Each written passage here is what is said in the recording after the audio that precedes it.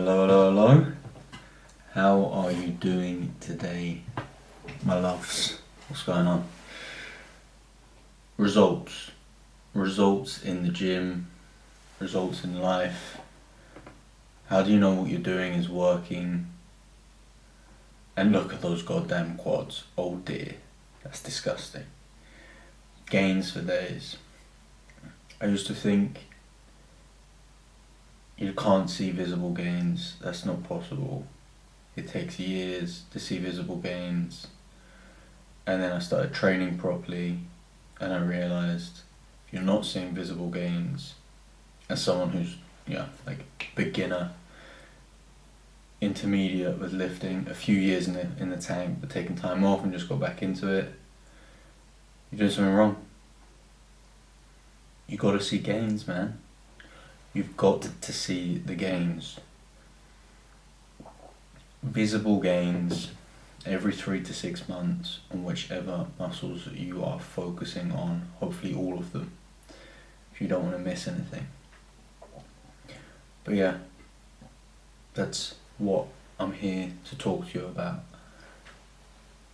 If you're going to the gym 2 times a week and hitting weights and you're not seeing physical changes in your physique, there are 100 different factors that could be affecting that. But even if everything else isn't perfect, if your training is on point, you should see some kind of development in your body, in your physique. And some of those factors that you want to really consider that impact those results are, as you can see now with these succulent calf raises, a tempo. Applying a tempo to your work is a vehicle to help you guarantee results. Let me not say guarantee. It's a vehicle to help increase the likelihood of more results. Taking the calf through a full range of motion under a controlled tempo. You don't have to be told so super strict, but you can count. A few seconds up, a few seconds down, pauses, all of that. It makes the exercises so much harder. It means you have to focus so much more. The intent of every rep and set is greater, which in my experience leads to greater results. And I think that makes sense with everything. It's not just about putting the time in. It's not just about going in and spending an hour at the gym. It's about intent. It's about quality, about focus. And you can use tempo to achieve those things without having to practice focusing. You can just go like, alright, I'm going to squat down.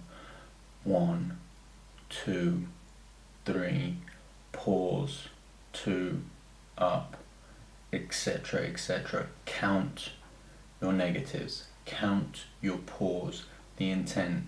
You will have complete control of the weights in those different positions, different parts of your muscles working in those different positions, building strength throughout the range, no weakness in those particular movements. If you jump up and down in a squat, you are missing out on a potential of an increased likelihood of making gains. No one wants that. No one wants that. Even if you want to get stronger, control your squats, control your calf raises, build that tempo, build more succulent, athletic, stronger, bigger, powerful muscles. A lot of talk about time under tension if you have any interest in the lifting world. And that is super important. The quality of the time under tension. Is it on your muscles? What are you building there? And applying a tempo like that. Counting. creates more time under tension. So logically, more time under tension, it's so much harder. Let me tell you, 100 kg I can squat. My PB is like 20 reps with 100 kg in one set. I'm doing like sets of 5 to 6, and they suck. They really suck. In this workout, like I was like, I don't want to do these reps, but those are almost the reps that you have to do, right? The ones that go like, alright, fine, get up, get after it. First day back in the gym after a few days off, enjoying life, destroying wine and food. Always the toughest. But man, look at my squat. I couldn't be more proud of that. The range, the quality of movement, the control, the positions. It's not the best squat in the world, but it's the best squat I've produced so far. Pure control. And then, oh my god, after this I went to do single leg back extensions. I have never had a bigger pump in my lower back. That shit was on fire. Yeah, this is such a good exercise. If you want to target your lower back, get that stronger, get after it. One of the benefits of being like a absolute idiot and not accepting help when I get injured is that I dive into a lot of learning about how to get out of pain. Like I've had some bad back pain in my life, 2 years of chronic back pain, and then 2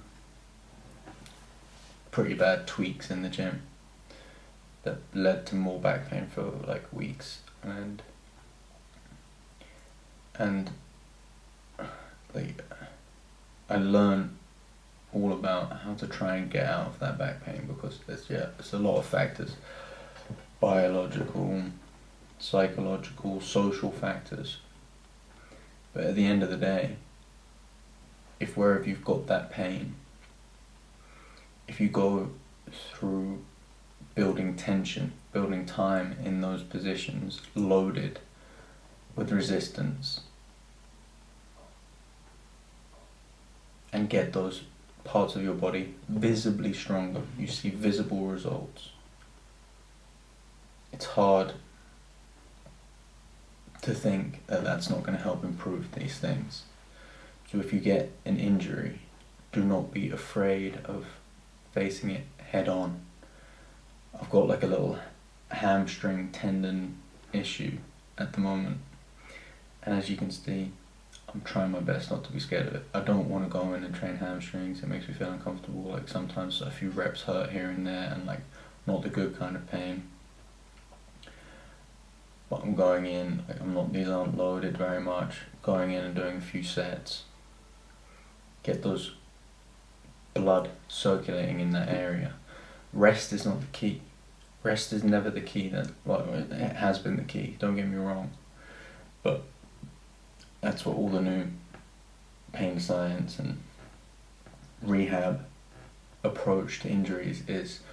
No more rest, alright? Get up, go work around your injuries, don't work through pain, but get in there and get moving, and ideally go in and try and strengthen those areas where you have pain. If you can't get to those areas yet, for example, if training your back on the back extension is too hard right now, alright, maybe focus on the glutes or your core, your abs. Can you do this exercise, lying on your back, strengthen the front area around your back, your abs, your hips, getting in, getting after it. There's always something you can do. There's always some way you can get better. What's been on my mind is I've been so god damn serious the last few months, moving to Germany, trying to get this visa sorted so I can start working here, and with my training as well. It's been fun, but I want to just sometimes mess around in the gym, do new exercises, as you can see, just figuring out which hand is better, different positions, how I feel it, what's working more, what's working less. Get in there. And you can't really go wrong. Just go have fun, move, try and enjoy these great bodies that we have. And I was doing that a bit yesterday. Because the main focus of this session was just get some good post-squat stimulus. Nothing crazy. But then after I was like, yeah, I've still got some good energy. Let's go, let's get after it, let's get moving. So yeah, testing out these single leg RDLs a little bit. The weight was a bit too light and yeah. It's not I think it's better to load an RDL where you can load it with a more substantial weight, like it with a barbell. Because those are big muscles you're working, your hips, your glutes, your hamstrings, your lower back. But yeah, so just going around, as I said, like I'm trying to hit every single muscle in the body once a week, having fun with it. I'm trying to get my knees to the floor, I'm pulling them down with my glutes. Outside, I'm literally thinking right now, alright, let me use my glute medius, the outer edge of my butt, to pull those knees down. Pull them down, stretch the adductor. Man, I'm getting flexible, getting indestructible out here. That's what I'm talking about. Legit, we're getting after it, I'm having fun, squeezing it. And this exercise feels so good. It feels so good, like, just try it out. Little butterflies, adductor butterflies. Oh, I'm crying inside. It's the best. It's the goddamn best. One thing else about results in the gym that you see, if you see these results every 3 to 6 months, I think you should see visible results, visible changes in your physique, especially if hypertrophy is the goal. But if another goal is there, for example, improvement in a sport capacity, athletic capacity, you should see those results within 3 to 6 months of training. Otherwise you should change your training or change something. Be it the intent, add a tempo, and those results make it fun. No matter what you do in the gym, how tough it is, if you see the results, they make it so much more enjoyable. Which is another reason why you should just focus on your training when you're in the gym and make it better, higher quality, using something like a tempo as we discussed today. Because it makes it fun. I don't know humans that don't want that progression. It's human nature. Always want more, always want to be a bit better in some way or another. Apply the tempo, be strict with yourself, be honest with that tempo, and try and be honest about the results. Do other people notice the results? Do you notice them yourself? If you need help, reach out to me. We can sort out some programming, some coaching. We can help you try and find those results. Anyway, I'm going to finish my coffee, crack on with my day. I hope you enjoy your day. Yeah, get after it. Let's go!